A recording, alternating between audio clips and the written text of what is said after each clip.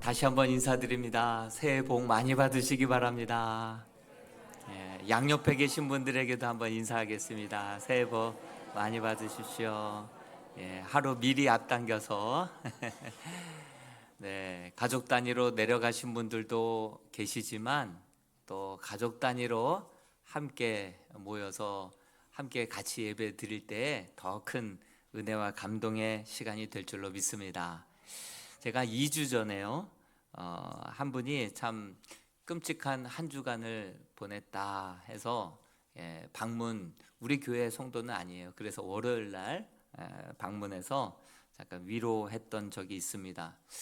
아주 절친이었던 친구의 어머니, 또 갈 때마다 잘 반겨주셨던 어머니가 갑작스럽게 돌아가셔서 장례가 있었고, 또 절친이었던 친구가 미국에서 목회하는 또 사모인데, 그분이 또 큰 수술을 또 국내에 들어와서 또 받게 됐고, 또 본인 샵도 갑작스럽게 화재가 날 뻔해서 지나갔던 행인이 그것을 얼른 보고 빨리 조치해 줘가지고 다행히 잡았지, 급하니까 뭐 아무것도 못 하겠더래요.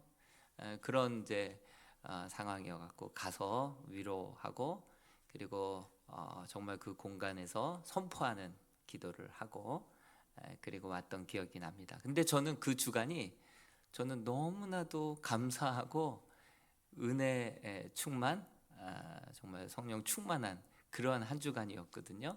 그래서 그 마음으로 하나님 이곳에도 임재해 달라고 기도하고 왔던 적이 있습니다. 그 2주 전에는 바로 우리 청년부 비전 트립 단기 선교 팀들이 이렇게 무사히 다 돌아왔어요. 무사히 돌아온 것도 너무 감사한데, 그 주간에 이제 뭐 수련회가 있잖아요. 중등부 수련회가 있고 소년부 성경학교가 있는데, 심야 기도회 때 선교 보고 예배를 드리는데 특송이 안 된다는 거예요. 왜 안 되나 봤더니 다 아이들 수련회 성경학교에 막 흩어져서 봉사한다고 인원이 안 된다는 거예요. 그리고 불을 받아와서 그 불을 아이들에게 막 전달하면서 그 한 주간이 저에게는 너무나도 풍성한 감사의 한 주간이었습니다. 또 화요일 날 저녁에 그 다음 또 새벽을 말씀을 이제 묵상을 또 하고 있는데, 먼 지구 반대편 콜롬비아에서 그렇게 카톡이 왔고 또 사진과 문자들이 오는 거예요. 비포 애프터, 푸사 신학교라고요.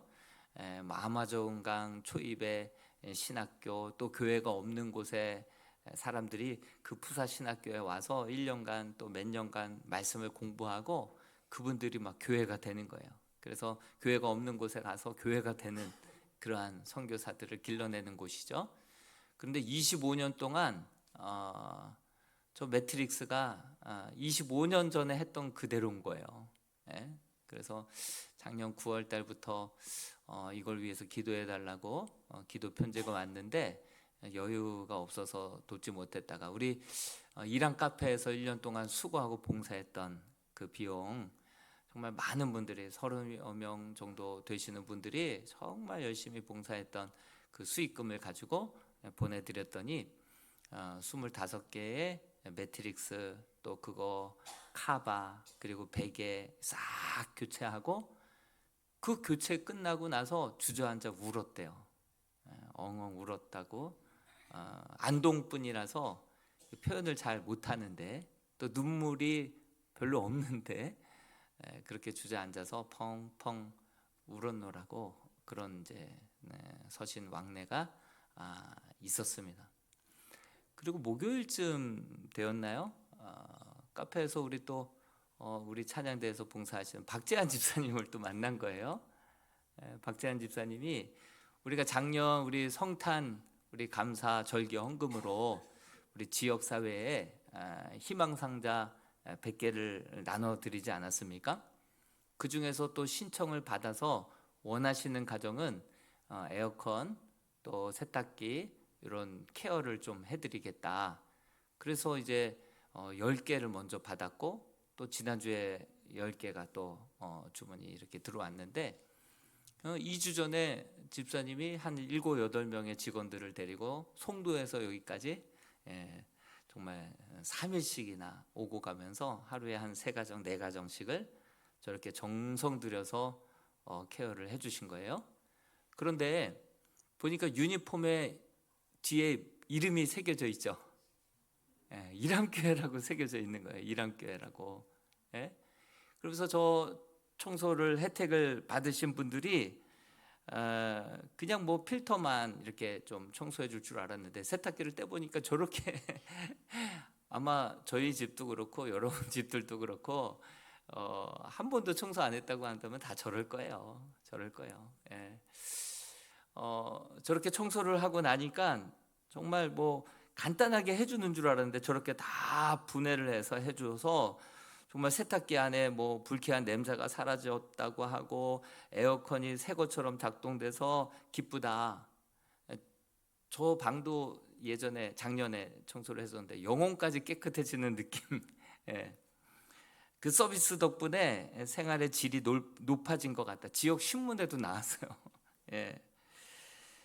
그러면서 하나같이 이람교회가 어디냐, 좀 멀리 떨어져 있는 주민센터 주문을 받아서 이렇게 청소해 드렸더니 이람교회가 어디냐 이렇게 막 물어보시고 부모님이 너무 기뻐하시니까 자녀도 기뻐서 명함을 달라고 하시는 분도 있더래요. 그래서 내가 만약에 필요하면 여기로 내가 연락을 하겠노라고 부모님이 감사해서 너무 감사하다 이런 이제 일들도 있었죠. 믿음의 형제들에게 할지니라 한 것처럼 우리 믿음의 기업을 운영하시는 분들도 정말 필요하시면 연락하시면 너무 좋을 것 같아요.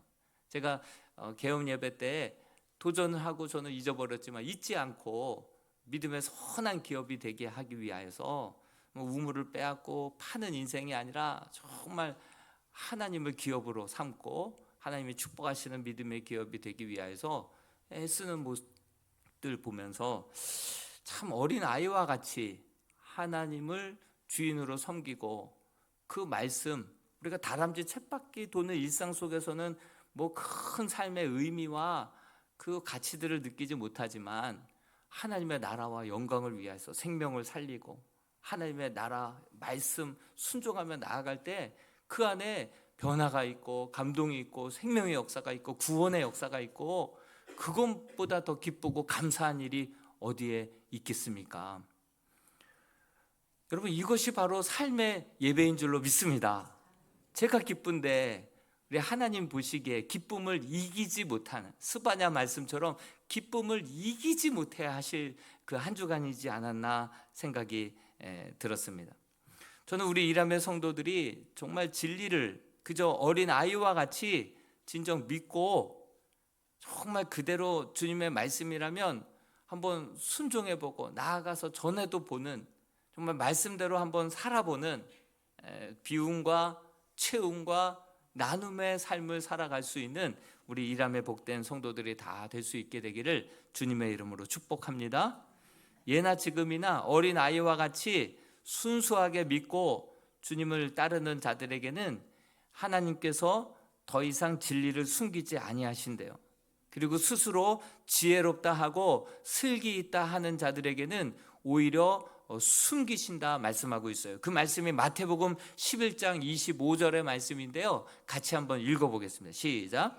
그때 예수께서 대답하여 이르시되 천지의 주제이신 아버지여, 이것을 지혜롭고 슬기 있는 자에게는 숨기시고 어린 아이들에게는 나타내심을 감사하나이다. 어린 아이와 같은 믿음의 소유자들이 될 수 있기를 축복합니다. 그런데요, 이것을 지혜롭고 슬기 있는 자들에게는 숨기신대요. 이것이 뭘까요? 이것을 어린 아이와 같이 순수하게 믿고 따르는 자들에게는 나타내신대요. 이것이 뭘까요? 이것이 과연 무엇일까요? 예수님의 메시아 되심, 하나님의 아들 메시아 되심을 그렇게 나타내 보이신다는 거예요. 그런데 이 사실을 사실 서기관과 바리새인들에게는 감추셨다라고 하는 뜻이고, 정말 겸손하게 어린 아이와 같이 주님을 믿고 순종하고 따르는 자들에게는 밝히 보이셨다 이렇게 말씀하셨는데, 여기에는 오해의 소지가 있어요. 우리 주님께서 서기관과 바리새인들에게 일부러 그 진리를 막 꽁꽁 감추신 게 아니에요. 마태복음 9장부터 쭉 보면요, 이 바리새인들과 서기관들 앞에서 얼마나 많은 기적을 행하셨는지 몰라요. 기사와 표적을 행하셨어요. 마태복음 9장에 보면 먼저 중풍병자를 일으켜 세우시거든요. 근데 일어나 다리를 들고 걸어가라 이렇게 말씀하지 않았어요.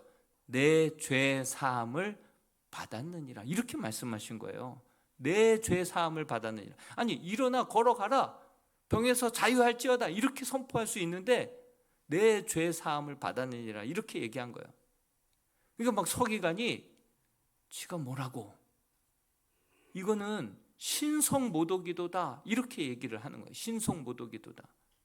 그러니까 우리 주님께서는 일어나 걸어가라고 선포하는 게 쉽냐, 아니면 내 죄 사함을 받았느니라 이렇게 말하는 것이 더 쉽냐? 사실 일어나 걸어가라는 게 더 쉽지만 나에게는 죄 사함의 권세가 있다는 것, 하나님의 아들이라는 것, 메시아라는 것을 보여주기 위해서 일부러 내 죄 사함을 받았느니라 선포하시면서 죄도 그 병도 고쳐주신 거예요.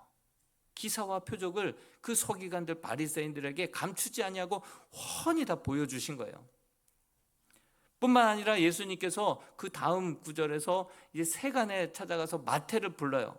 그리고 마태의 집에 가서 함께 식사를 하는데 이번엔 바리새인들이 비난을 하기 시작합니다. 아니, 이 어찌하여 세리와 죄인들과 함께 식사하느냐 이렇게 비난을 합니다. 그럴 때 우리 주님께서 말씀하시기를 건강한 자에게는 의사가 쓸데없고 병든 자에게라야 쓸데있다 하시면서 나는 의인을 부르러 온 것이 아니라 죄인을 부르러 왔다. 다시 한번 내가 죄를 용서해 주기 위해서 온 메시아다라는 것을 다시 한번 보여주지만, 그럴 때마다 계속해서 예수를 비난하고 막 공격하고 힐난하는 바리새인들과 서기관들의 모습을 보게 됩니다. 이게 한두 번이죠. 막 3번, 4번, 5번 막 계속 연달아서 주님께서 계속 설명해 줘도 아예 그냥 답을 정해놨어요. 안 믿을 것을 작정한 거예요. 작정된 사람처럼 계속해서 예수님께 공격을 합니다. 예수님이 뱃머리를 딱 돌리셔서 이제 도시와 마을로 두루 다니사 그곳에서 가르치시고 선포하시고 그리고 병자들을 고치시는 거예요. 티칭 미니스트리, 그리고 프로클레임, 선포하시고, 그리고 힐링 미니스트리, 고쳐주시는 사역을 하시는 거예요.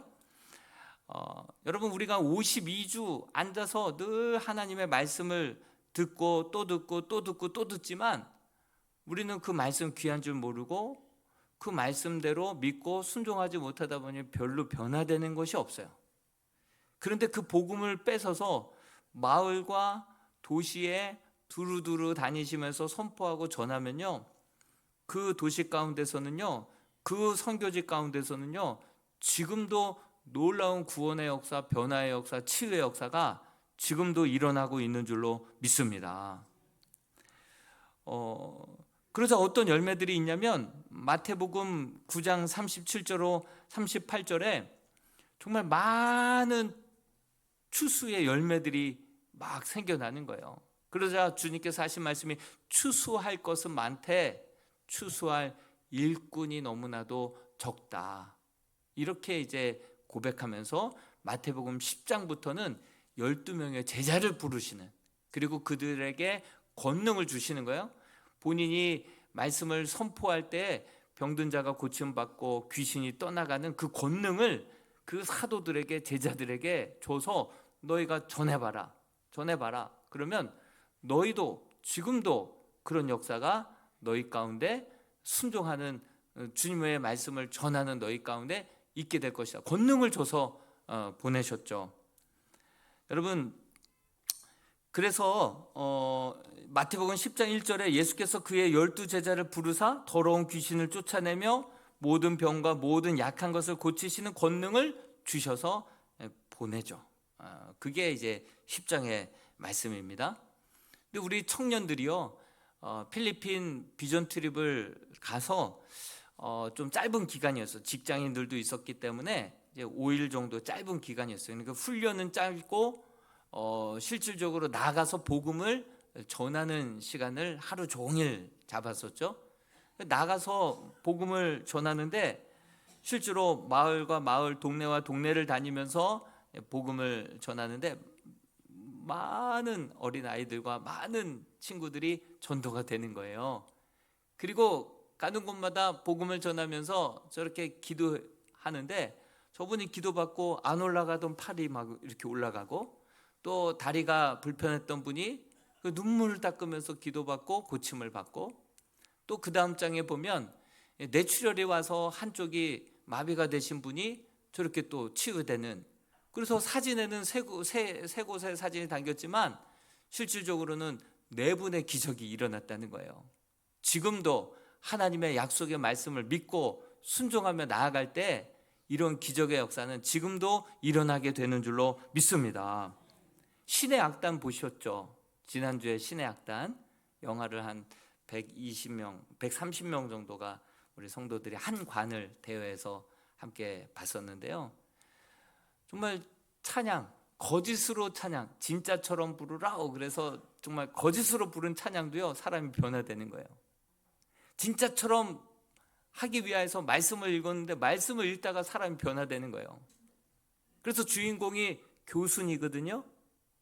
그런데 예수를 찬양을 부르다가 영접하고 믿고 변화되고 순교자가 되는 거예요.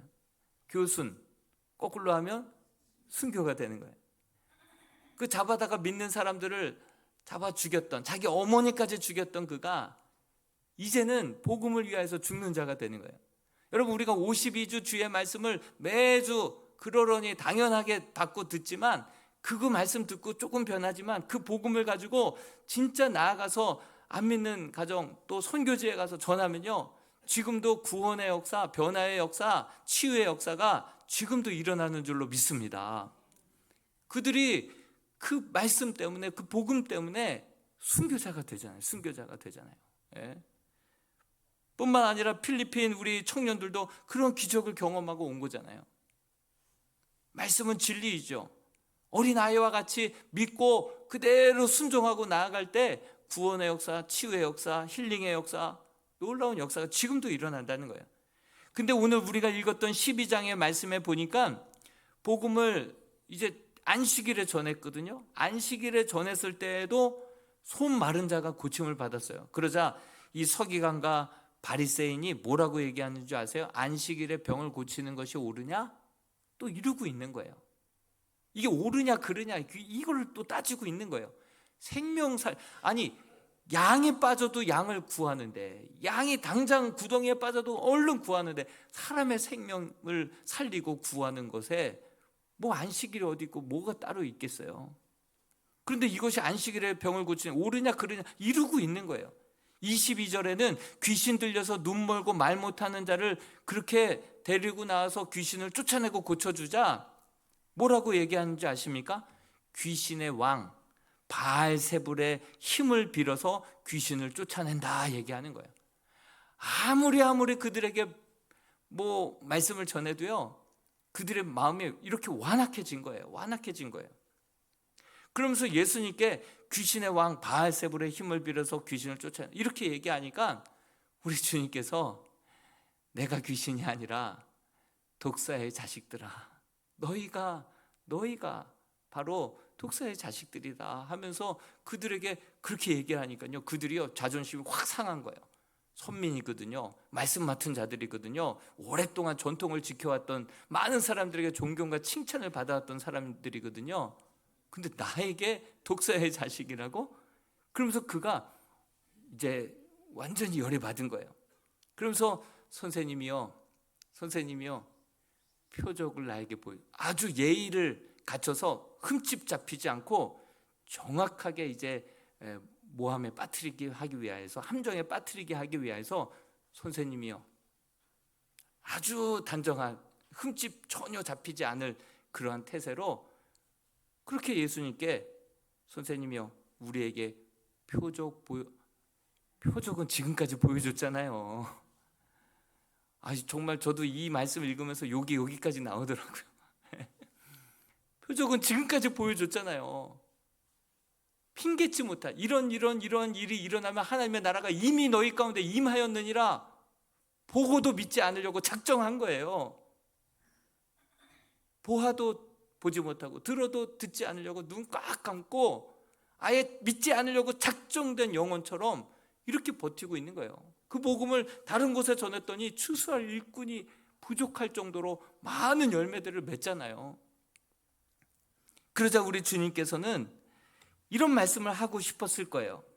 11장에도 이런 말씀이 나와요. 화 있을진저 고라시나 벳세다야, 너희에게 행하신 권능을 두로와 시돈에서 행하였더라면 그들이 벌써 베옷을 입고 제에 앉아 회개하였을 것이다.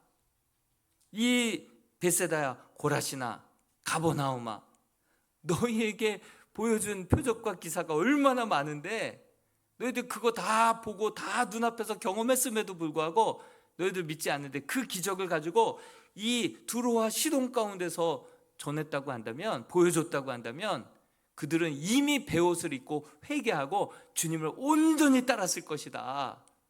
그 말씀을 하시는 거예요. 그러면서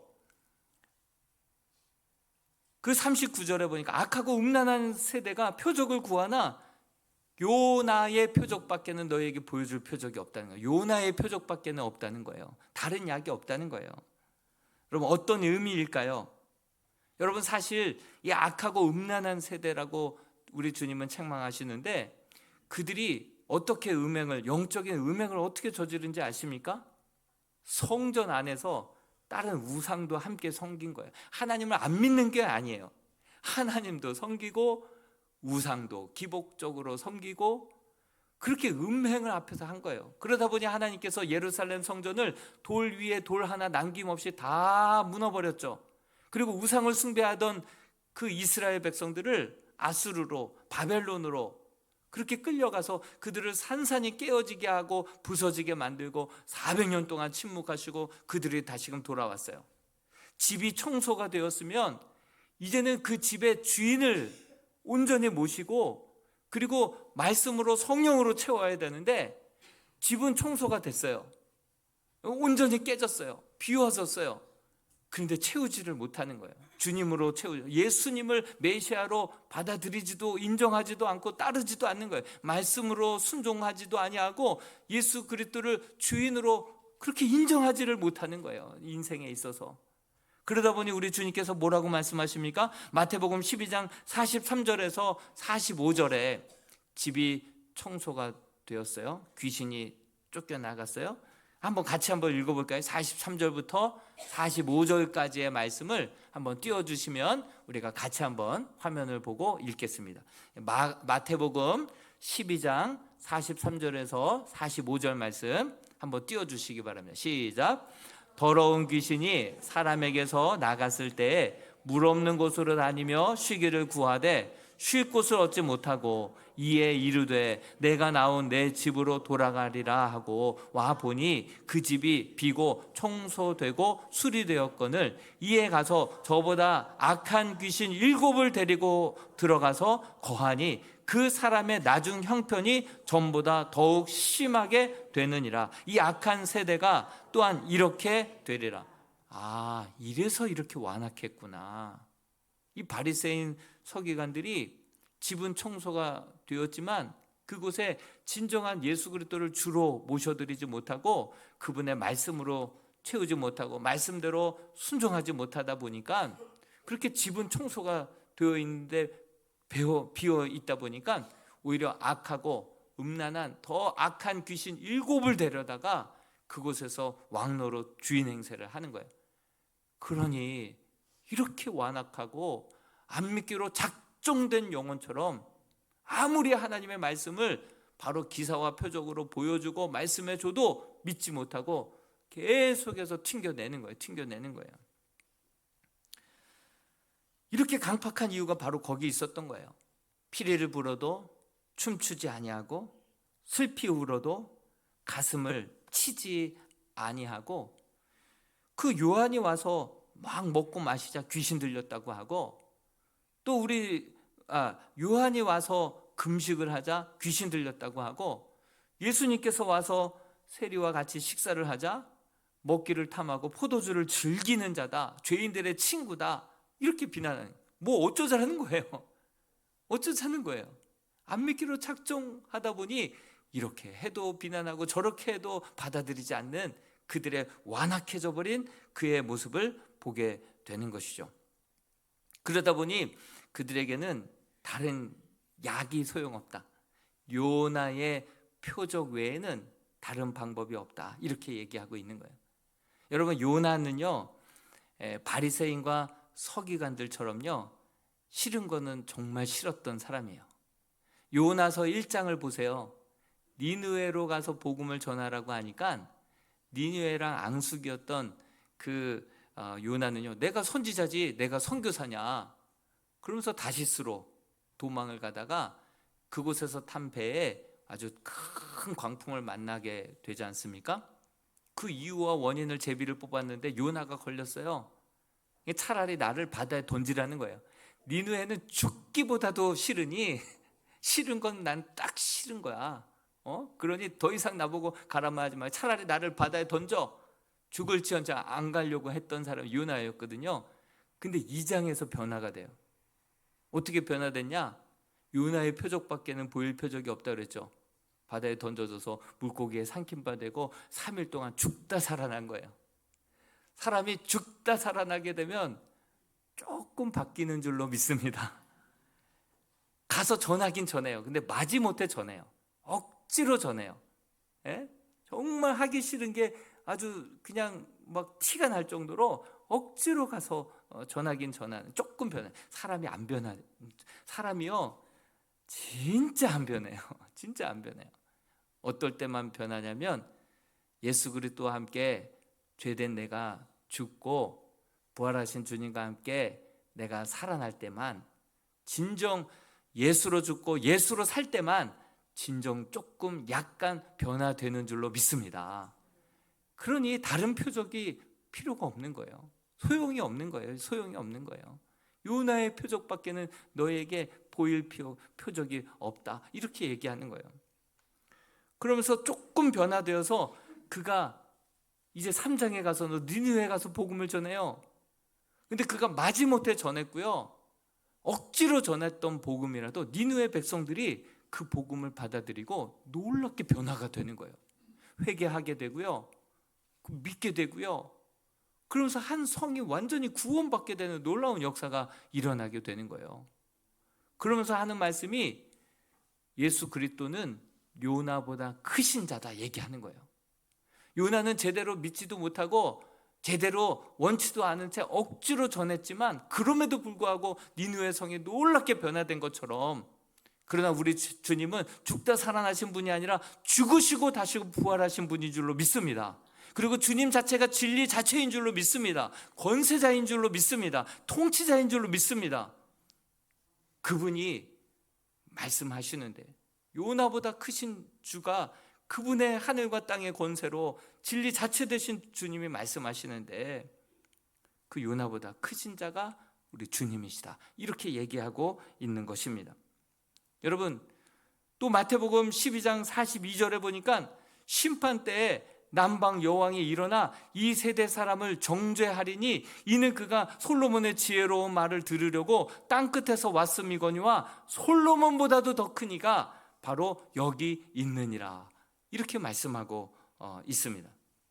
여러분, 이 남방 여왕은요 실질적으로 솔로몬 때에 남방에 거했던, 많은 신학자들에 의하면 그 남방은 바로 예멘이라고 얘기하는 분도 있고요, 이디오피아다라고 얘기하는 분들이 있어요. 근데 이디오피아의 콥트 기독교가 강성인 것을 볼 때 이디오피아가 맞다라는 생각이 들어요. 근데 이디오피아에서 예루살렘까지는 2,400km나 되는 거예요. 2,400km. 그런데 이 솔로몬이 지혜롭다고 하는 소문이 그곳까지 전달이 된 거예요. 그래서 과히 얼마나 지혜로운지 그 지혜가 너무나도 궁금하고 탐이 나서, 그래서 향품과 금과 보석을 낙타에 싣고 수많은 수행원들을 대동해서 열왕기상 10장에 보면 그렇게 이 시바 여왕이 바로 솔로몬의 지혜를 구경하러 갑니다. 구경하러 가요. 근데 가서 보니까 소문 그 이상인 거예요. 뭐 별의별 질문들을 다 가지고 가서 던져봤더니 그 자기 생각보다도, 소문보다도 훨씬 더 지혜로운 것을 발견하게 됩니다. 열왕기상 10장 3절에 보니까 솔로몬이 그가 묻는 말에 다 대답하였으니 왕이 알지 못하여 대답하지 못한 것이 하나도 없었더라, 이렇게 얘기합니다. 그리고 그의 총평을 들어보면 6절과 7절 말씀해 보니까 왕께 말하되 내가 내 나라에서 당신의 행위와 당신의 지혜에 대하여 들은 소문이 사실이로다. 내가 그 말을 믿지 아니하였더니 이제 와서 친히 본즉 내게 말한 것은 절반도 못 되니 당신의 지혜와 복이 내가 들은 소문보다 더하도다. 더하면 더했지 덜하지 않구나. 훨씬 더. 그래서 그가 가지고 왔던 향품과 금과 은과 모든 보석들을 그에게 다 주고 필요하면 얘기하라. 얼마든지 더 주겠다. 그리고 가서 그곳에 기독교를 전파한 사람이 바로 시바 여왕이죠. 그러면서 그녀가 열왕기상 10장에 더 이어서 말했던 거 보면 복되도다 당신의 사람들이여, 이스라엘의 백성들이여, 당신들은 얼마나 좋냐. 매일매일 원할 때마다 솔로몬 왕 앞에 가서 그 지혜를 구하고 그 지혜를 들을 수 있으니 너희들은 너무나도 축복된 사람이로다, 이렇게 얘기하는 거예요.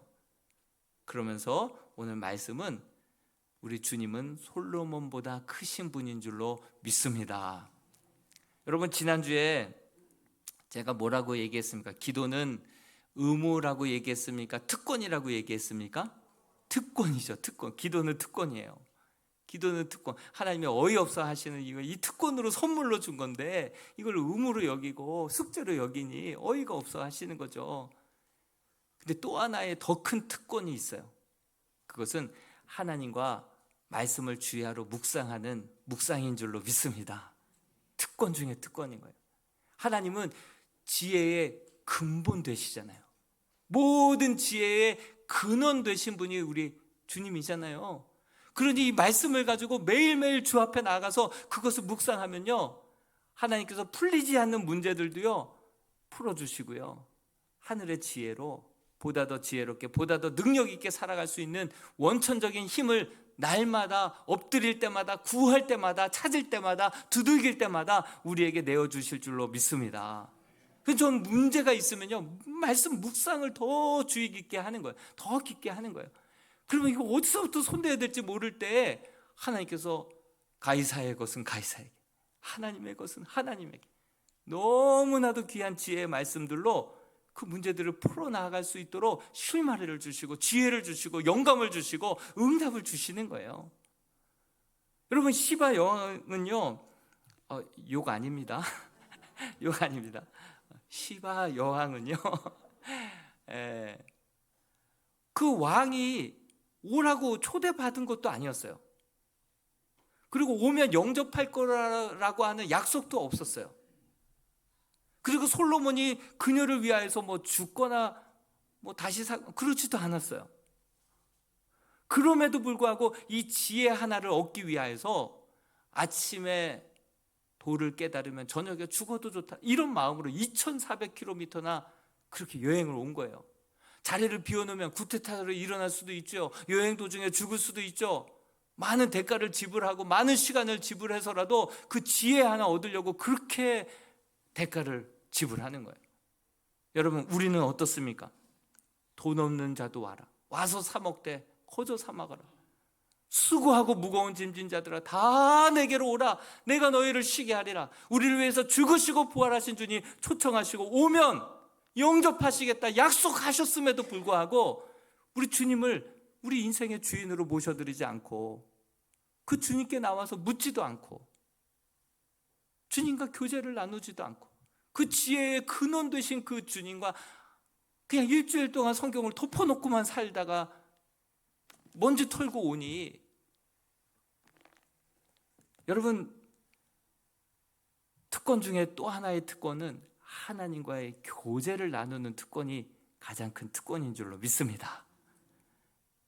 아침 저녁으로 말씀을 묵상하고 그곳에서 하나님의 뜻, 나를 향한 하나님의 계획을 발견하고 그 말씀 손해볼지라도 2400km 보장도 안 돼 있는 그 지혜에 자기의 모든 것을 올인했던, 오히려 우리는 확실한 우리 지혜의 근원 되신 주님 앞에 우리의 생을 걸고 삶을 드리며 주님 앞에 나아갈 때 우리의 인생 보다 더 지혜롭게, 보다 더 능력 있게 승리의 삶 살아가게 될 줄로 믿습니다.